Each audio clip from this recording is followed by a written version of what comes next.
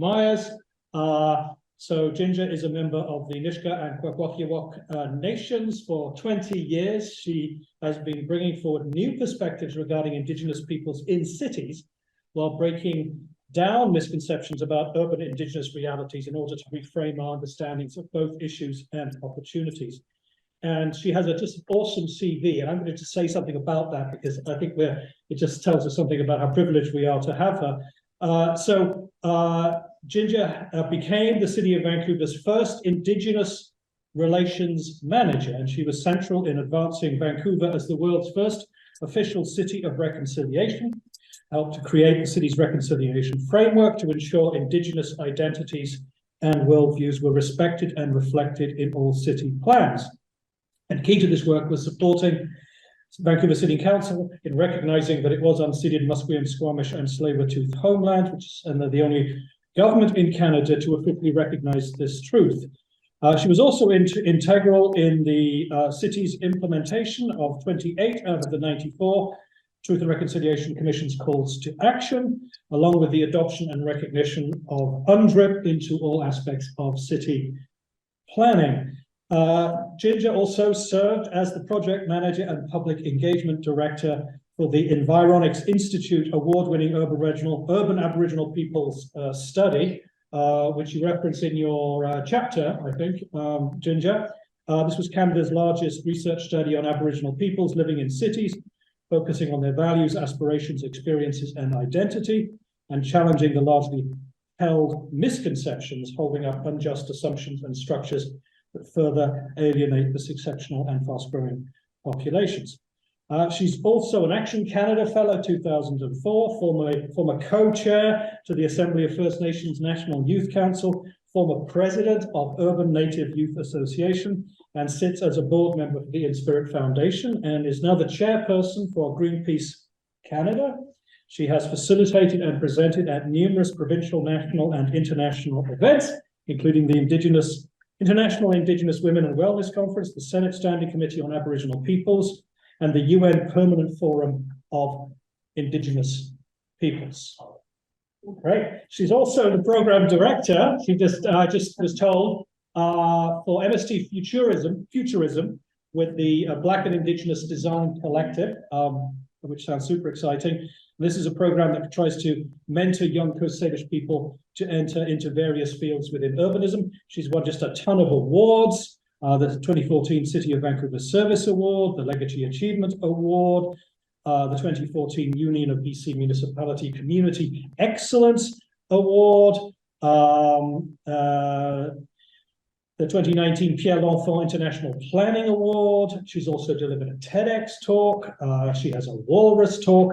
She has an excellent Thai article, which I would encourage you to look at, called White Privilege, False Claims of Indigenous Identity, and Michelle Latimer. And she's also a colleague of ours in that she is currently fellow in Decolonization and Urban Indigenous Planning at SFU's Morris J. Wask Center for Dialogue.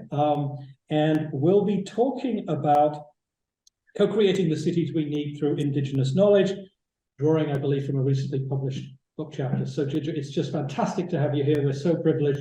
Thank you so much for sharing time with us and your wisdom and knowledge. So it's all yours.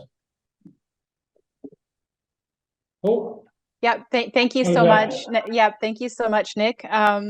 It sounds exhausting to be me and advancing Indigenous knowledge in urbanism, but I will let you know that the 20 years went by very well, very well received.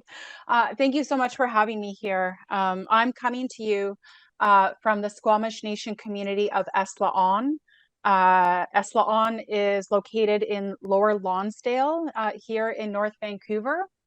Always a little unsure why Eslaon wasn't incorporated into the Lower Lonsdale identity. It just felt like that was easy, low-hanging fruit for the city of North Vancouver to look to when they were, redesigning, the incredible neighborhood that we are in right now. But maybe that's a conversation that we can have after the presentation.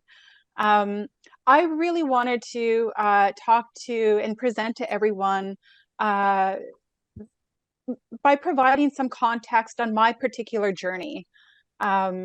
It is reflected in my chapter in Sacred Civics called Co-Creating the City We Deserve Through Indigenous Knowledge. It is available through open access. I put the link in the chat for all of you here. You know, I really felt like that particular chapter was an opportunity for me to kind of highlight all of the work that I had done over all of this time, because unless you write it and you allow, you know, academics to cite it and source it, it kind of almost didn't happen. So this was my opportunity to really get down in the written form how much I've contributed to Indigenous urbanism here in Vancouver in particular, but also across the country through my research. And I will also put in the chat, because we are at the beginning of Black History Month right now, chat to the Black and Indigenous Design Collective. For those of you who aren't familiar with the organization, it was incorporated within the last year. We are going to be launching all of our programming this year targeted at Black young people and Indigenous young people and Coast Salish young people, particularly for the MST Futurisms program that I'm co-developing with Corey Douglas from the Squamish Nation and Sierra Tazi Baker from the Squamish Nation. And, you know, our focus in BIDC is the advancement of Black and Indigenous voices in urban placemaking. And so if you feel like you are feeling a little bit generous this year and want to make a donation to the Black Indigenous Design Collective, we are a nonprofit. Most of the work that we do on a voluntary basis on the side of our desk, so it would be greatly appreciated. I will say that when I started my work, my career, my primary focus was on research on Indigenous communities in cities. This was something that Canadian society really didn't know too much about. The primary focus for any First Nations research in the country was on reserve issues. And when there was focus on Indigenous issues in urban contexts, it was mostly on homelessness or poverty, but very little, I would say, humanizing understanding on who we actually were, what our values were, what our aspirations were. And so this really culminated in the Environics Urban Aboriginal People Study, which still remains the largest research in Canada today on Indigenous peoples in cities. When I started at the City of Vancouver, it would have been 10 years ago now. It was felt that cities didn't recognize First Nations people or Indigenous populations in any meaningful way. And this was because they looked at First Nations issues as this is not my jurisdiction to act.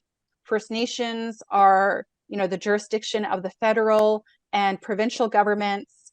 And this created all sorts of service gaps and relationship gaps at the relationship level. And the few instances of a municipality really investing in the urban population was focused around employment, right? So employability. And so like 10 years ago, we would not be having this conversation on Indigenous identity in cities, because the urban population was still very much not understood. It's very easy to become marginalized when people don't know who you are, don't know how to talk about you, don't know where to find you, have a lot of stereotypes and misinformation as to why you're here and what your aspirations were.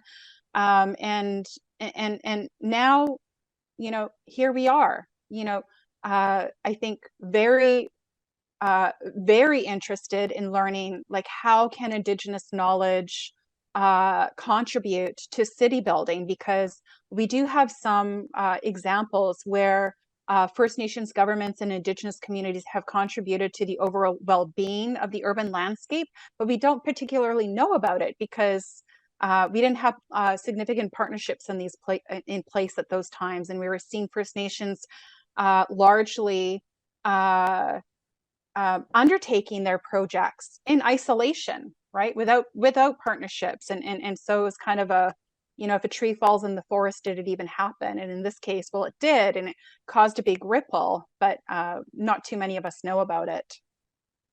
So I am going to share my screen here, and bear with me for a moment because it is never easy to put the slides up for everyone to see in a good way, but it looks like I got it here. You want to give me a thumbs up? Yeah, great. Okay, great. Okay. So Vancouver is seen nationally now as a city that is advancing indigenization and reconciliation really successfully. When you talk to other cities across the country, they look at Vancouver as a model for Indigenous relations, for bringing indigeneity into design and planning. But it didn't start off this way. Really did not start off this way. And I know this because I joined the city as their Indigenous relations manager at a time when they didn't even know whose lands they were on. They had a lot of misconceptions about the overlapping boundaries because of the BC Treaty Commission and the treaty system, negotiation system that we have in the province, where we actually ended up with a lot of overlapping land claims. And so we ended up with a map of First Nations jurisdiction that made it really confusing for people that weren't actually aware of, well, yes, maybe that's the territory and land usage that you traditionally had, but like, where is your home community, right? And so that is much different than traditional usage of the land. And so it started off at the city of Vancouver, and you know, there was very little recognition that these were actually Musqueam, Squamish, and Tsleil-Waututh lands. And there was even less recognition to the fact that Vancouver was stolen lands. You know, there were a number of First Nations communities that were located here in the city, and that there was this deep history and connection that Musqueam, Squamish, and Tsleil-Waututh had to these lands.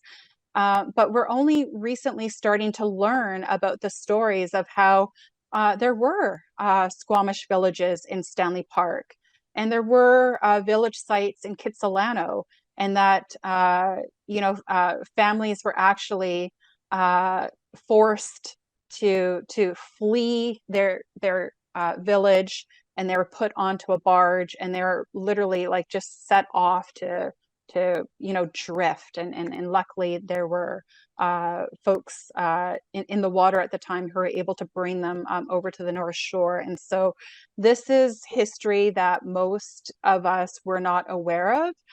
Host Nations people are definitely aware of, and they have been letting us know in a variety of ways for generations that there are stories here, that there are deep histories here, there are place names here, there are ways to identify the lands here, but we just have to know that we can actually honor them, we can reflect them, we can bring them into the work that we do.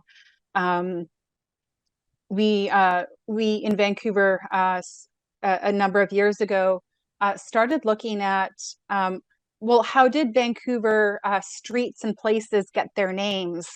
And you know, when Vancouver was founded, you know, the powers that be at the time decided that they were going to name streets after themselves.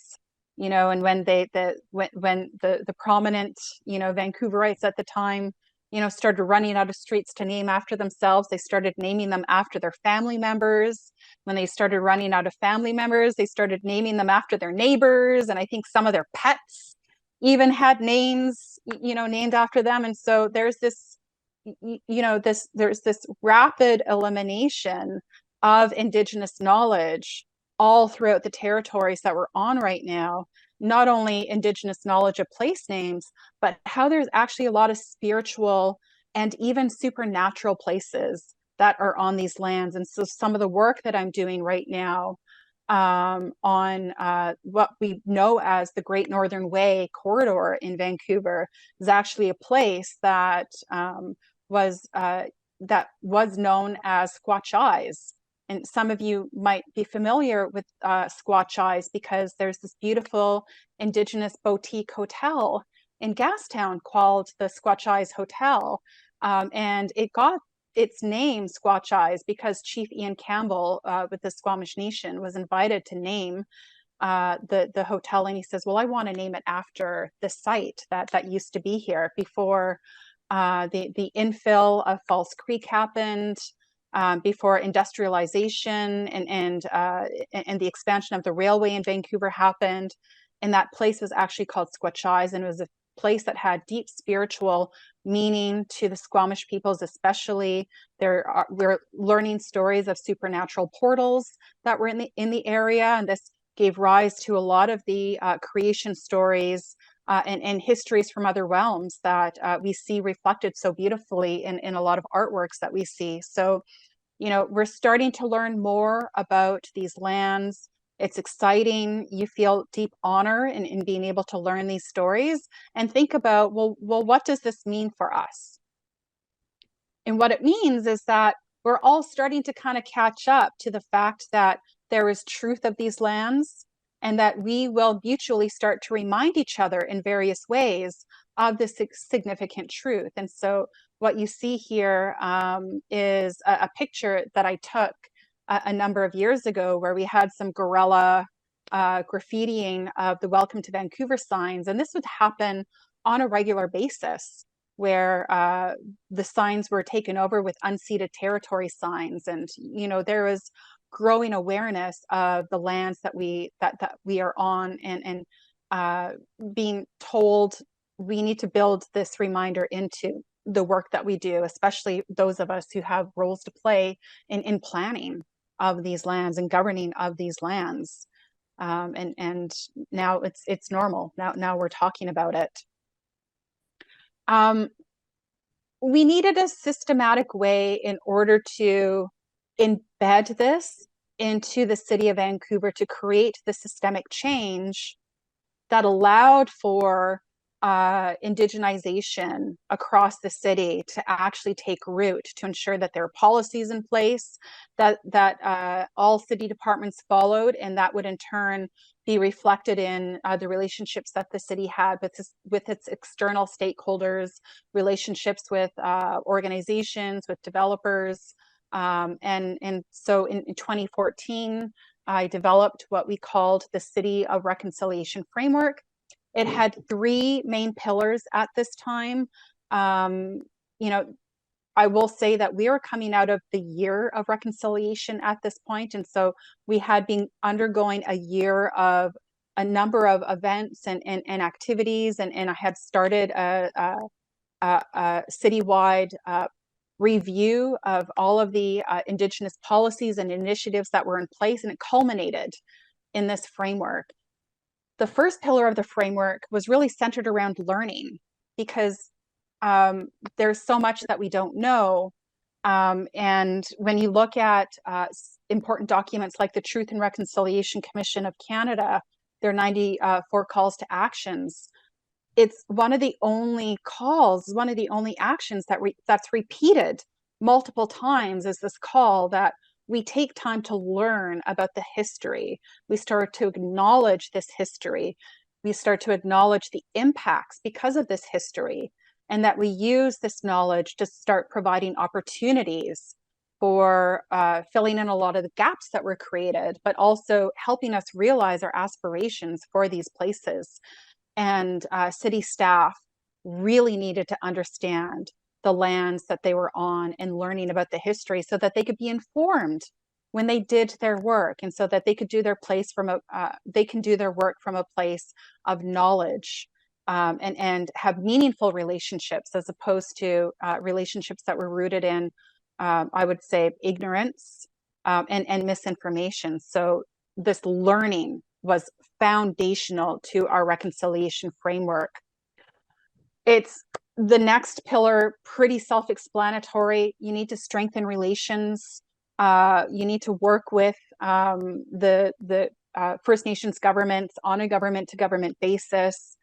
We identified a couple of significant Indigenous organizations like Reconciliation Canada and the Metro Vancouver Aboriginal Executive Council, because, you know, this was one of the significant gaps, is that we didn't quite know who was out there and who was really important to foster strong relationships with. And so this was embedded as necessary.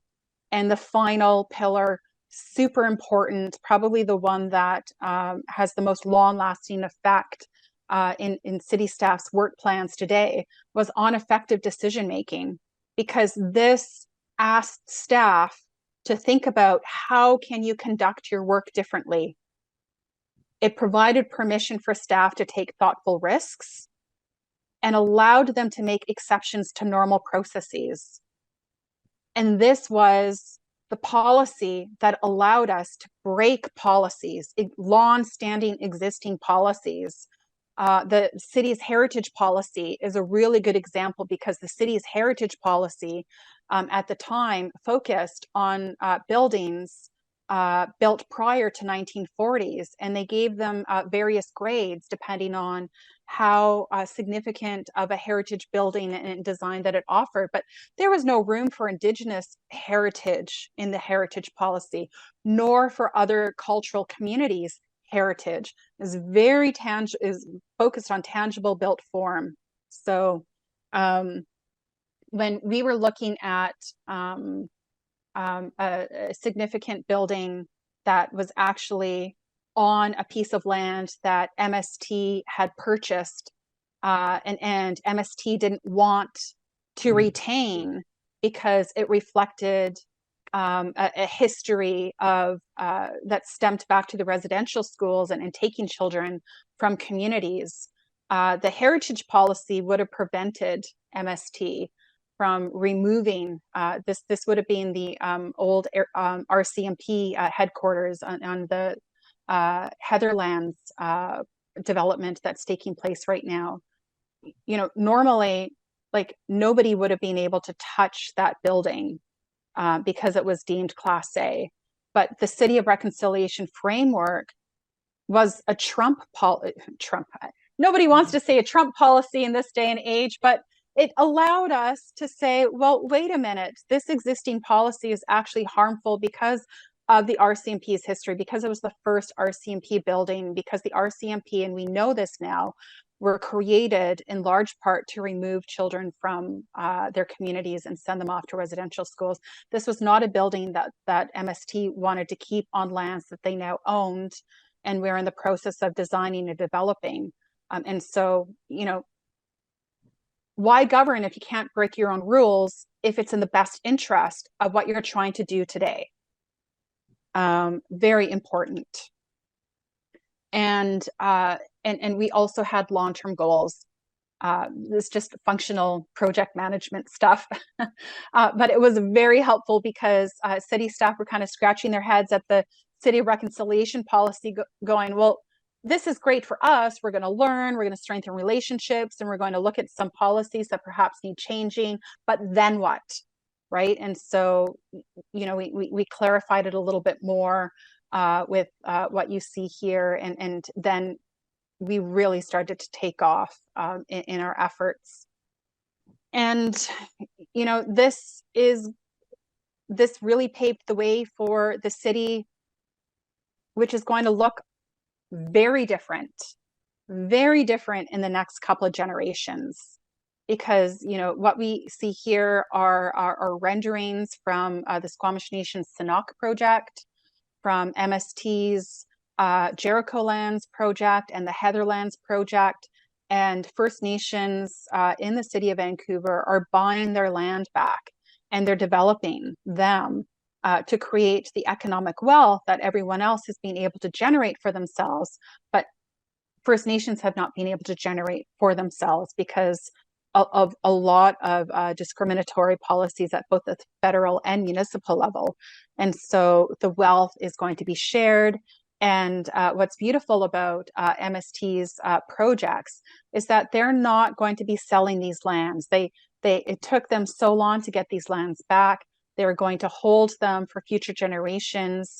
And so by not selling the lands off to private individuals, it actually keeps the values down, and then will provide much more affordable housing stock, which is something that our cities desperately need. And so, in the future, we're going to see neighborhoods that reflect First Nations and Indigenous culture, and this is such a good thing.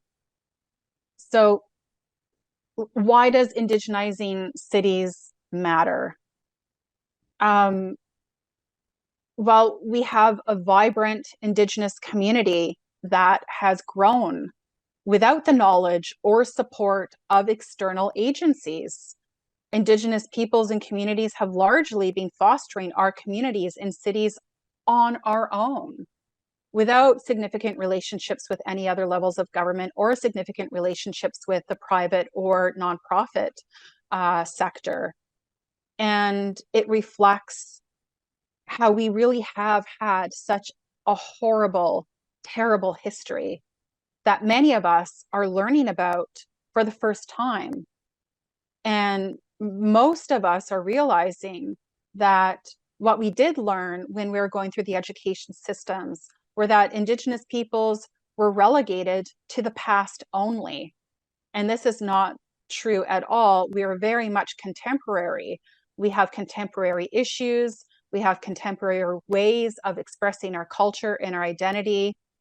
And this in itself provides us with an opportunity to create identities in cities that matter and are unique.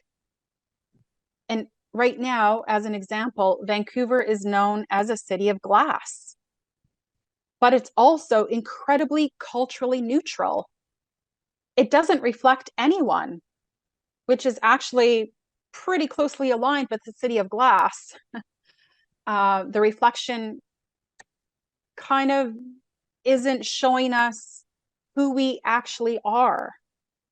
And our cities are starting to look the same all over the world, and it doesn't have to be this way. Every city already has a unique identity. It has unique place names, it has unique histories, through Indigenous histories and through Indigenous knowledge. And cities that are embracing Indigenous culture are showing it through both planning and architecture and public art. And this is making their cities more vibrant and unique. And it's installing both learning and pride for everyone. And this is what I get into in my chapter, Co-Creating the Cities We Deserve Through Indigenous Knowledge. And, one of the things that I remember learning about was around the time when we started to see killer whales started to come back into the Burrard Inlet here. And this was just a few years ago. It was such a big deal for all of us here, such a gift to see killer whales come back into our waters here, because, for so long, they were really on the outskirts. They never came into the inlet.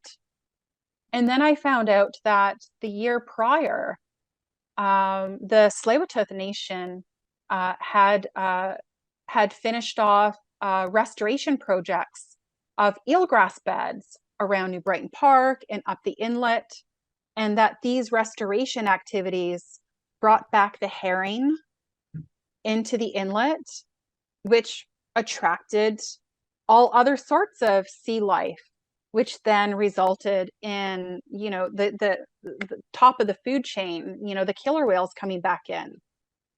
And another example is how quite a few years ago, the Musqueam restored Musqueam Park, Musqueam Creek, so that it could become a salmon-bearing stream again, and provide healthy habitat for the salmon to return. And prior to, the restoration work that Musqueam and Tsleil-Waututh were doing, we actually didn't see restoration projects happening within the ecosystem here. And these were activities that were largely kind of happened without a lot of fanfare, but provided us all with significant benefits. And so now when we look at the city's sustainability plans, when we look at their waterfront plans, they are actively working with local First Nations to bring alignment between the city plans and First Nations land use plans, community plans, ecological restoration plans. And this is knowledge that cities just did not have, right? They might have had some of the information, but cities are such a small level of government. They don't have the significant resources that the province or the feds have. And so access to resources is so important. And the resource that they were able to connect to and bring into alignment with were First Nations resources around this important ecological knowledge of the land, right? And so there's so many examples, not just around identity and culture and design, but so much more. And so, we see examples here. This is some architecture and planning from New Zealand. I talk about this in my chapter as well. When we're looking to places in the world where we're really seeing Indigenous knowledge merge with planning and architecture and place names and place makings, it is happening in New Zealand, and it's making New Zealand a place that is unlike any other in the world, and it's creating an identity that all New Zealanders, Maori and non-Maori alike, are taking pride in. And this includes sharing the language and learning the language and replacing place names with Maori place names. And it's incredibly exciting to see how contemporary forms of Indigenous design are being reflected as well. So we're not just seeing designs that, here in Vancouver, it would be a lawn house. We're not seeing a replication of like an older traditional form of architecture, but we're seeing this grow into beautiful forms of art that carry so much meaning in them. And so, Vancouver is on its reconciliation journey. I think when tens of thousands of people show up in the pouring rain to demand change, smart decision makers will take note, and they will ensure that it is in fact reflected in government priorities. And so, for the work that I do, and the work that we see happening throughout the city of Vancouver, reconciliation isn't a slogan or a one-off policy. It's an active collaboration for systems change. And justice for urbanism happens in many forms. Justice happens in many forms. But when it comes to urbanism, it needs to start with the original peoples who have always been here and who have important knowledge to share. And that sharing the truths about these lands are things that we should all know about. We should be teaching our children this. They should be taking pride in knowing these place names. That might be hard for us and our generations to pronounce, but it'll be less harder for the next generations to learn and pronounce. And that one day we'll all be able to celebrate here together in a respectful way, knowing much more about the cities that we call our home. And we'll have a variety of ways to recognize and acknowledge that, because when that happens, we all benefit. And so there's one little thing that'll end off on, and it's my rules to plan by, because this is good whether it's for a project that you're working on or for city staff. And that's, you have to acknowledge the community how they want to be acknowledged. And so First Nations want to be acknowledged as governments, And so, you know, cities need to have a government to government relationship with them based on what is important to acknowledge. And you have to recognize them how they want to be recognized. And what they want recognized is that these are their unceded homelands. These are their homelands. They always will be. Planning must consider the inequities involved in undertaking this road to justice through urbanism. And that includes recognizing that First Nations don't have the same amount of time or capacity as other levels of government. First Nations are governments. Their responsibility is to govern and care for their communities and their lands, not make every single meeting that everybody wants and asks for, right? Like so we have to plan and understand these inequities when we want to form these partnerships, because there's a lot that we can learn on our own in advance. This one, so important. If you can't break your own rules, you're not going to see the change you want to see. And yes, this is special treatment.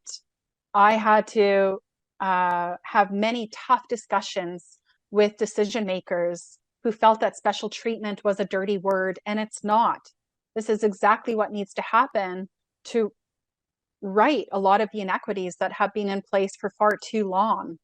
And that in the process of learning how to get this right, we're going to fail a lot.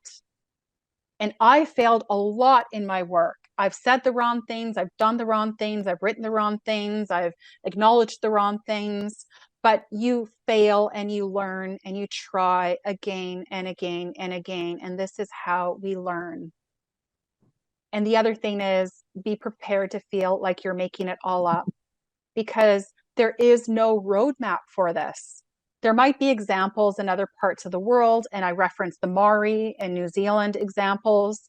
And yes, they are a very important example for us to look to, but we have our own unique scenarios here. And every city and location has their own unique scenarios, and that requires its own way of going about doing things. And that requires you making it all up, because there is no roadmap. And then look up, right? Like, what did I write before? You're going to fail. When you're making it up, you're going to fail, but you're going to try again. And that's how you're going to get it right. And when First Nations see that you're making these efforts, you start to build their trust, because without trust, you actually are going to fail.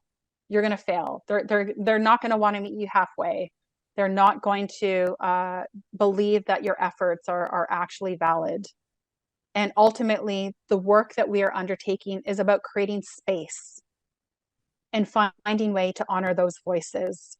And this is essentially what we're doing with the Black and Indigenous Design Collective, is finding ways to honor the voices of Black and Indigenous young people through planning and architecture and design. And that is it. That's my little background on what I've done and some of the things that I'm working on right now. And I'll hand it back to Nick and Andrew, I think, to facilitate some questions or maybe just general discussion. Thank you very much.